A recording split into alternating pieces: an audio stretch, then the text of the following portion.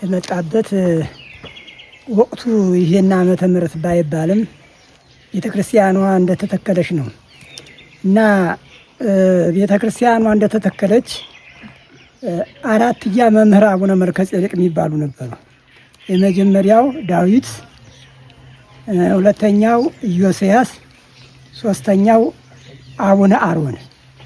ከአቡነ አሮን አቡነ መልከጼዴቅ የዋሸራው መልከጼዴቅ ተብለው በውጭም ሆነ በሀገር ውስጥም ሆነ የታወቁ ጻድቅ ናቸው እነዚህ እና እኒህም ከዚህ ቦታ ላይ መንኩሰው ከእናት ከአባታቸው ጠፍተው መጥተው መጀመሪያ ግን ፈረሰኛ ነበሩ፣ ፈረስ ጋላቢ ነበሩ ይባላሉ እና ከዚያ ወዲያ ለአቅመ አዳም በደረሱ ጊዜ ልጃችን ሴት አግባ በቦታችን ላይ ተተካ ምስፍናችንም መንግስታችንን ውረስ ብለው ሲሉ አይ እኔ አይመቸኝም አሉና እንግዲህ አይቀበሉ ነበረ። በአባታቸው ቤት እግራቸውን እያጠቡ ምንጣፍ እያነጠፉ ያስተኟቸው ነበር። ያንን አባታቸው ይመለከቱ ነበረ። ከዚያ ወደ ማግባቱ ሲያዳሉባቸው ከዚያ ኮብለው መጥተው ከዚህ ገዳም ገቡ። ከዚህ ሲገቡ ወዲያውኑ አቡነ አሮን ነበር የሚባሉ ከሳቸው የነበሩት በላይ የነበሩት እኒያ ሰውዬ ተቀበሏቸውና እዚህው አመነኮሷቸው። አቡነ መልከጼዴቅን አመንኩሰው ሲያመነኩሷቸውን ቆባቸውን ሲባርኩ ቡሩክ እግዚአብሔር አብ ኀዜ ኩሉ ዓለም ብሎ መድኃኔ ዓለም ቆቡን ይባርካል ተገልጾ በጋድ።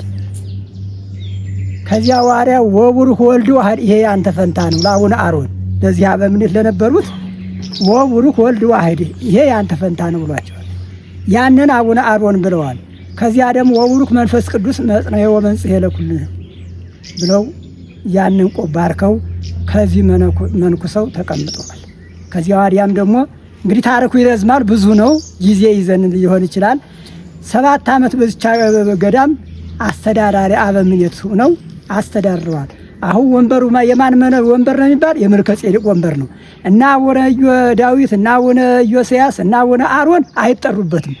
እነዚህ በዚህ ቦታ ላይ ሰይጣናትን ከእግዚአብሔር መስቀል ተሰጠው የወርቅ መስቀል ተሰጥቷቸው ሰይጣናትን በጋድ እያረዱ ምድረ በዳ የሚከቱ